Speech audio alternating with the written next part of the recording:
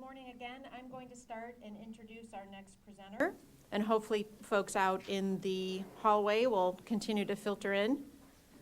Lou McMahon is a partner at the environmental law firm of McMahon Delisting, which has offices in Cleveland, Columbus, and Cincinnati.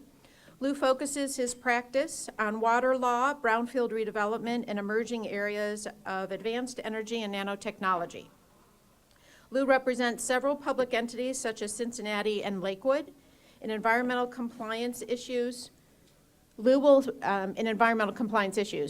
be serving as a Cuyahoga County loan executive starting now. He was ad hoc loan executive for the last several weeks. But he will be working closely with me and others on this effort and provide his insight and guidance as we continue to move forward. So please join me in welcoming Lou McMahon. Thank you, Jennifer, and thank you everyone here who timely came back to the presentation.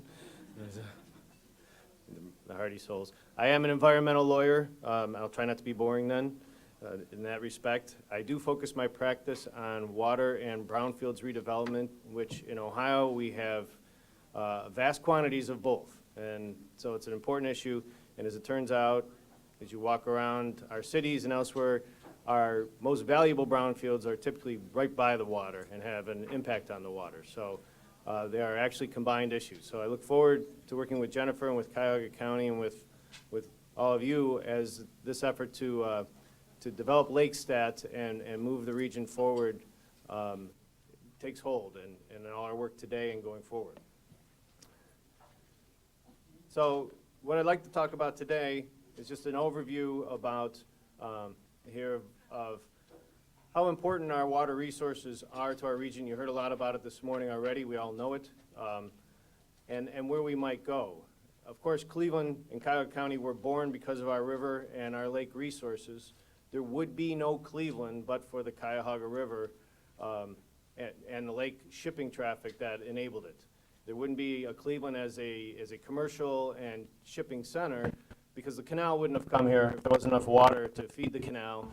We likely would have seen a city like Sandusky grow if railroads had been the dominant transportation. Maybe Sandusky with the big bay and harbor would have grown, and Cleveland would have been the little cousin at this end. But the Ohio and Erie Canal made Cleveland a city. It made Akron a city.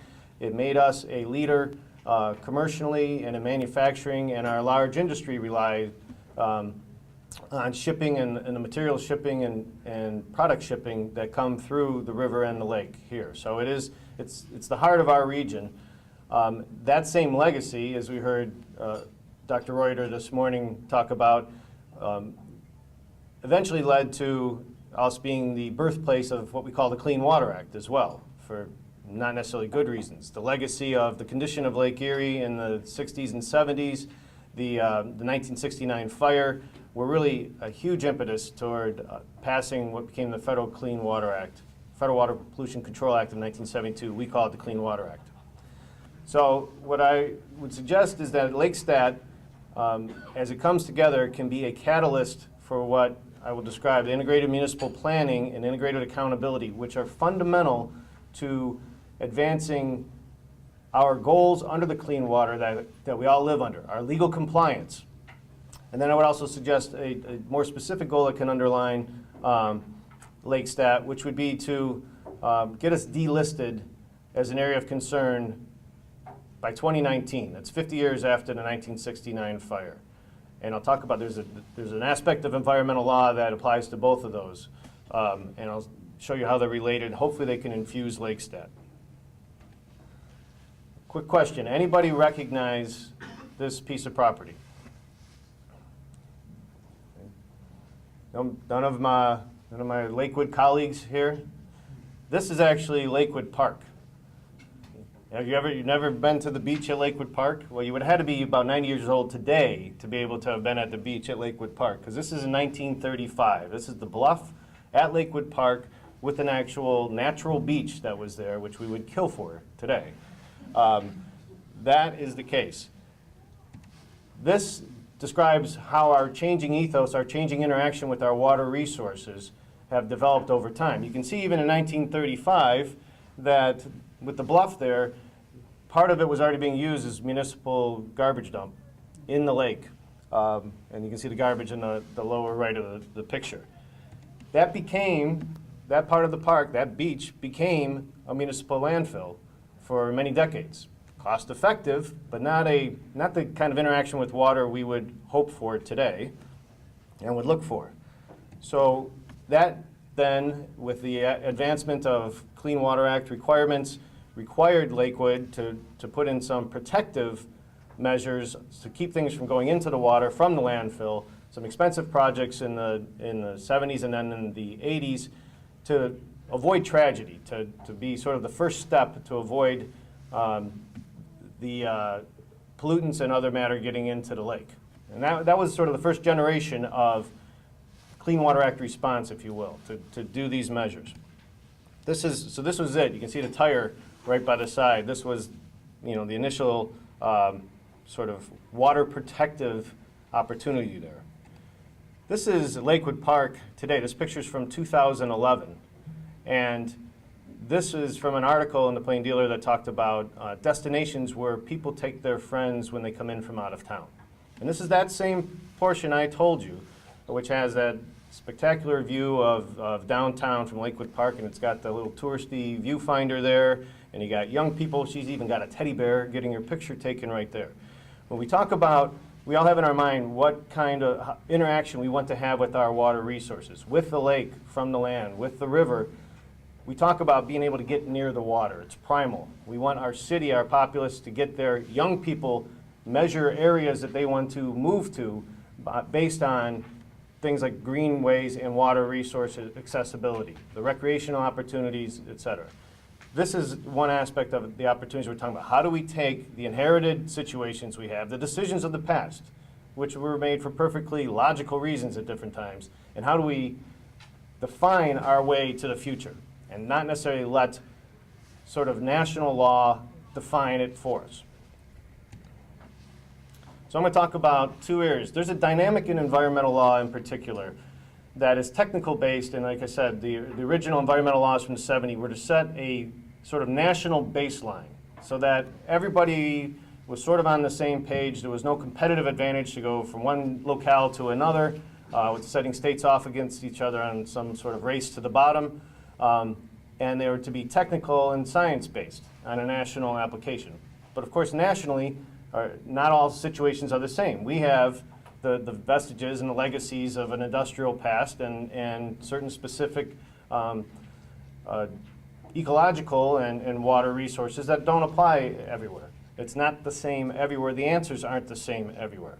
So what's really important in aspects of environmental law, and I'm going to talk about two of them, is for local entities to define success and define metrics that will be acceptable to federal regulators to constitute legal compliance, but also achieve other goals. It's difficult to do, but when it's focused locally, when it has public input, when it is data and technology based, you can make that happen. It has happened. We'll talk about some examples. So the one was mentioned before by Bob Heath, talking about the areas of concern. I just want to make mention, as you consider your input for LakeStat, you might familiarize yourself with the fine work of the Cuyahoga RAP and the areas of concern. Cuyahoga is listed as one of 4 in Ohio, and it has listed as 10 beneficial use impairments. This grew out in part of the whole 1970s ecological movement, but as through the 80s and 90s, there were listed the areas of concern and what the impairments were to uses of the water, the beneficial use impairments. So the RAP has been defining these. There has been a great struggle within the industry trying to define what are the metrics for communities that are areas of concern. How do you know when you've gotten there? How do you know when clean is clean? How do you know when you're in recovery? How do you know when it's no longer impaired? At what level? And that is something I would suggest we focus on with LakeStat, where we have. There's already a lot of focus on it by the RAP and by several of our local entities. How do we incorporate that into LakeStat to bring that awareness to the public? Because we have the opportunity, if we can focus people on this. The area of concern for the Cuyahoga is huge. This is off the US EPA website. And just so you know, it's not just the Cuyahoga River and the Watershed, and now goes all the way up to the Gorge Dam, upstream from Akron. It also includes specific part of the lakefront. So it includes from Edgewater to, I believe, Wildwood Park. If we could get these metrics, the 10 impairments, recognized either in recovery or delisted, and for as much as the watershed as we can, that would be an international recognition that we are in recovery. Dr. Reuter talked about the lake being in recovery, and it is. This would be another recognizable step, and by 2019, 50 years after the fire, we could be announcing to the world that we are on our way, and we're going to continue to keep going. These are some of the beneficial use impairments that are listed under the areas of concern. You're going to hear more about many of the local efforts and tremendous public dollars that are being spent toward several of these. And the question would be, we're spending the money already in either ratepayer or taxpayer dollars. Can we make our public aware of the progress that we're making and drive toward a goal of having delisting? It is possible. Of all the many areas of concern in the country, in the U.S., 2 have been delisted, but one of those was just earlier this year, and it was Presque Isle Bay, right up the river, or right up the lake shore. And so it is possible with coordinated local effort and by defining some of the metrics, and particularly by filling data gaps where there are comparisons to background and other issues, we can make that case. You can locally make that case that we are meeting the targets that we need to meet. That's one issue. I want to talk a little more broadly about an opportunity under the Clean Water Act that has multiple avenues by which we can profit from this and can infuse LakeStat. The county executive talked about there's no user's manual for how you approach our water resources as a metropolitan area. Particularly, we have multiple cities, we have regional entities, we have counties, et cetera. Part of what the opportunity, the challenge is there's a new opportunity by EPA that is coalescing, let's just say, where local groups can pretty much define the prioritization of what is most important for compliance with the Clean Water Act married to economic development and other community goals. The opportunity, this is new. This is an opportunity. It's not the traditional way EPA likes to act, where they can come in, one part of EPA can come in and the stormwater people can tell a regulated entity, you need to do X, Y, and Z, and then another part of EPA or Ohio EPA can come in and tell a nearby entity, this is what you have to do with your sewer system or your plant or something like that. This is an opportunity that EPA is saying, we're going to let you, public entities, you local community, with all your stakeholders and all your input, help define your priorities and make that a basis for legal compliance. What that opportunity allows, by breaking down the silos locally, it allows some sustainable and other alternative approaches, such as incorporating green infrastructure, where it may not have been cost effective for a single entity for its particular compliance, but offers on a community-wide scale the opportunity for incorporating that. There's also an EPA recognition of affordability. A component and an ongoing discussion by EPA with local entities is on the extraordinary cost that falls locally, particularly in the context of CSOs. Extraordinary, multi-billion-dollar programs that are put upon people and communities to go out 20, 30 years. There's a recognition that that is not the best way to sustain those communities so that they can grow in the future. I represent Cincinnati. I'll talk a little bit about that. And one of the things in our discussions with our consent decree program, which is a $3.5 billion program, EPA looked at, there were certain people at the EPA, the economists and others, and they looked at our finances for a 30-year program and they said, this doesn't look good. You guys, on the slide, they never put this in writing, they said, you guys are screwed. You should emigrate. And we said, we don't want to emigrate. We want to be a city in the 21st century. We inherited this infrastructure, but we don't want to have to leave. We should not have a policy that makes us a local entity that wants to reinvent itself. That there's any reason that we should be leaving the city. In fact, we should be investing properly in the city, but in a way that we can afford. That's some of the promise if we are organized enough and bring enough focus to our metrics that we can use, with multiple stakeholders can use with EPA. So the legal part of this is the actual policy from June 12th of last year. It's new. It is a policy from headquarters, and this document that's on the right is from Nancy Stoner, who is the acting administrator of water, and Cynthia Giles, the enforcement person, to the local EPA regional folks in the different regions. And that is what it is. It is a document saying, hey, here's a new concept. It's not a new regulation, it's not a new statute, it's not a new controlling law.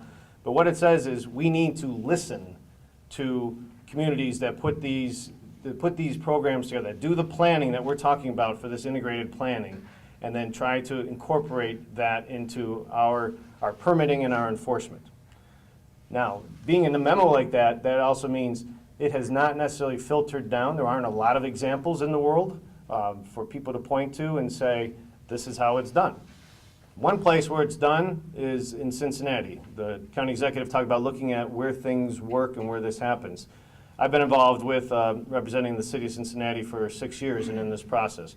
And what Cincinnati was compelled to do, like so many other cities that face declining population and poverty levels and reinvention and massive CSO programs, was find a way to spend their limited dollars for something that was better, cheaper, faster than, say, traditional engineering.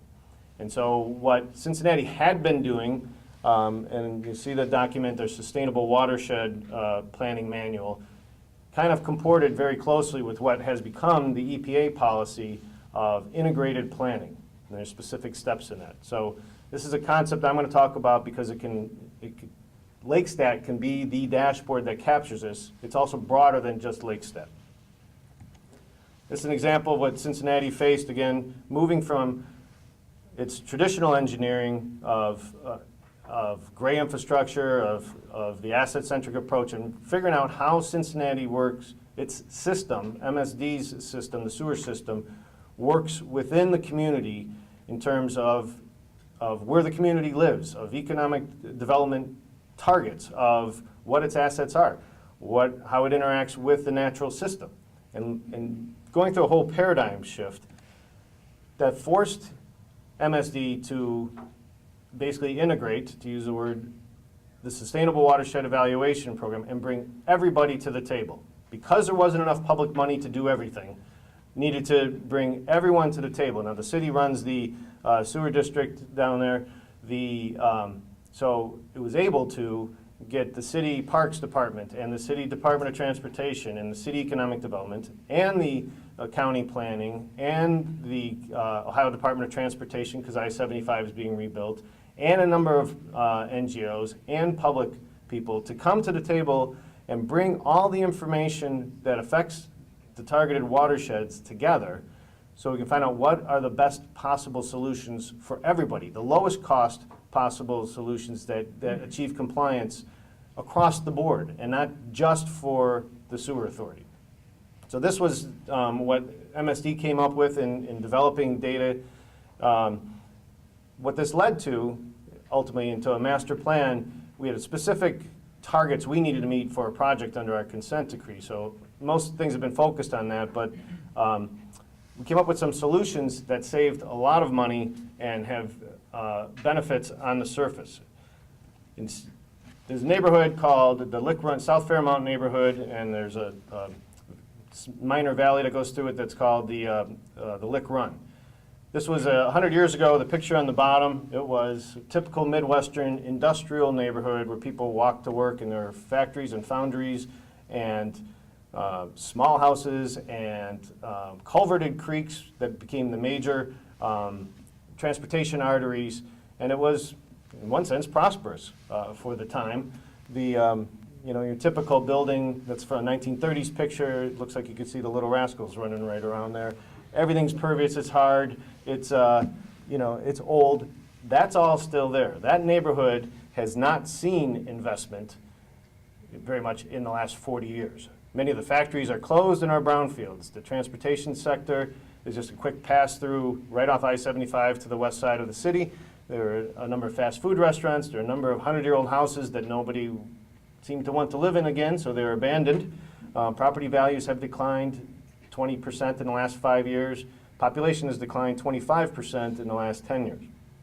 So this is an aerial shot of that particular area of South Fairmount and the Lick Run area today.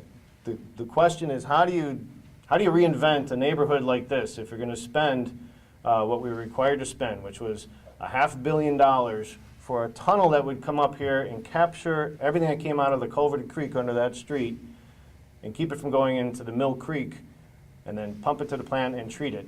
What else could we get for that public investment in a city that desperately needs that public investment? What it came up with the input of all those different stakeholders, was a very innovative way to spend the money on the surface and create a new stormwater channel and take that culverted creek, at least the storm flow from that, out of the combined sewer system so it did not count and was not mixed with the combined sewage. So it went straight into the creek.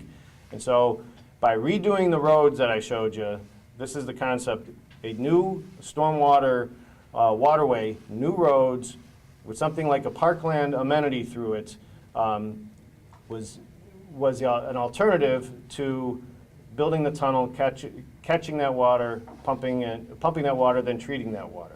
In the upper watershed, which is the far side of that, catching the water off some of the hillsides that Cincinnati's topography has that never made it into any system could be then go through wetlands and have certain pollutants removed, have some vortex units that take out floatable issues, so that the valley conveyance system would be a way to get the stormwater, not mixed with sewage at all, into the Mill Creek.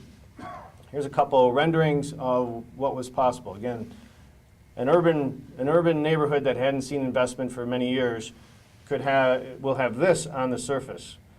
This have a multi-purpose path along the way. Have a greenway that would serve as a storm flow. Have different rain gardens as you work your way down. There are a few institutions in here. So this is right in front of a former hospital. That's a residential unit, and a couple other institutions that are also part of this. And so that the dollars aren't necessarily underground where people can see them, but they're in the surface where they can make a difference and create some water amenities that people have. The lesson learned by Cincinnati was that if you bring everybody to the table and look at all the needs and all the opportunities that the public dollars could go to and what is best for the community, you can come up with new opportunities. You can spend, in this case, money on the surface and not underground. And I'm pleased to report two things. One, in June, this project was approved by US EPA as an alternative to the tunnel. And two, the bottom line is the capital investment for this project on the surface is half the cost of what the tunnel would be. Instead of a $500 million first leg of a tunnel, it will be a $250 million surface investment. Now that's just the savings on the surface. That's not counting the benefits that can accrue from that investment in the neighborhood over time. But that is the opportunity. And that tunnel was supposed to be the first leg of what was going to be a very long 16-mile, very expensive tunnel. And because of Cincinnati's new approach to things, the watershed approach, looking at keeping water out of the system and doing things like this on the system on a watershed-wide basis, that tunnel probably will not be necessary. MSD estimates that it has saved ratepayers $1 billion over the life of the program by having this alternative approach. So that is a huge benefit to the community by being able to take everybody's input at one time and look at the multiple ways that it solves multiple problems. The other benefit of that project is the ability to leverage non-local dollars. Again, we've stuck with sewer projects, and there has been no help typically from the state or federal government for many decades. Very expensive projects that we'd all like to hurry up with because of the impact on lake and beaches, et cetera. It is 100% local dollars if it's a sewer project. But you do something on the surface, and it's a stormwater project with investment like that, we've been able in Cincinnati to leverage non-local dollars. We've gotten the Department of Transportation, both the city and the state, to do things differently and to invest money. We've gotten US EPA brownfields grants to take care of some of the different brownfields that are in the waterway. We've gotten, the Parks Department has been able to raise money for some of the amenities that you saw there. That keeps the local ratepayer costs lower. That lowers the cost overall for people to live in the city and reinvent itself. It's our hope that LakeStat, by bringing these metrics together and using integrated planning as part of the tool, will let us leverage those non-local dollars. Things like the $12 million that the state awarded to a lifestyle shopping center in Butler County yesterday for alternative stormwater retention, a $12 million grant. Those dollars should be coming here if we are planful enough and identify our opportunities. Federal brownfields dollars, federal resilient city dollars should come here when we have our plans that we define our success. When we have community actors working together and identifying this is success, this is data and science driven, this is the best route to where we have to go. Don't make us move. Don't make us emigrate. We want to reinvent here for the 21st century. That's the opportunity for that Cincinnati shows. It's in Ohio. It's accessible and possible under Ohio law. We can do that here. So this is one person's thought of a couple opportunities that we could have for integrated planning in Cuyahoga County. These are my own thoughts. Some of them can inform LakeStat, some of them might not, but it's the kind of thinking that we can do. Cuyahoga County or our lakefront cities can create the equivalent of special improvement districts to enable cost-effective lakefront erosion control. This has been under discussion at the General Assembly and has gotten sort of stalled in the last couple of years. We created in Ohio special improvement districts for alternative energy so that people, for instance, in the city of Lakewood are in one district. They do not need to be contiguous property owners to put in a project and then have the funding of that project come through some public funding that is then collected through the tax duplicate. The beauty of that sort of system is that then the cost of that project, the cost of that investment isn't entirely upfront on the current property owner, but runs with the land and can run over 20 years to be collected that way. If we could have a change in law to add erosion control there, then either the county or our individual cities on the lakefront can allow voluntary private investment to drive the protection of those very, very valuable lakefront properties. And that is a huge asset within this county as to what the value of those lakefront properties are. Beach access and cleanliness, we heard some discussion of it. It's going to require the sewer district and metro parks, the cities, NGOs, and others to work together. This is a classic example of how best to make our beaches clean so they can be used most often. It's suggested as a metric for LakeStat. When you get news reports that Lake Erie may have the worst beaches in the country, we need to do something about it, particularly when one day of a closed beach is a $2 million hit to our economy. That's something that we can focus on and have everybody rowing in the right direction. The Irish Town Bend and Franklin Hill redevelopment is also an opportunity for a specific opportunity for this integrated planning. There are many, many stakeholders. The shipping interest and the Port Authority is taking the lead on with the navigation channel. The sewer district's major interceptor. CMHA has its properties right up the hill. The hill is failing. This is not something, the reason it hasn't been solved is that not one entity can solve it.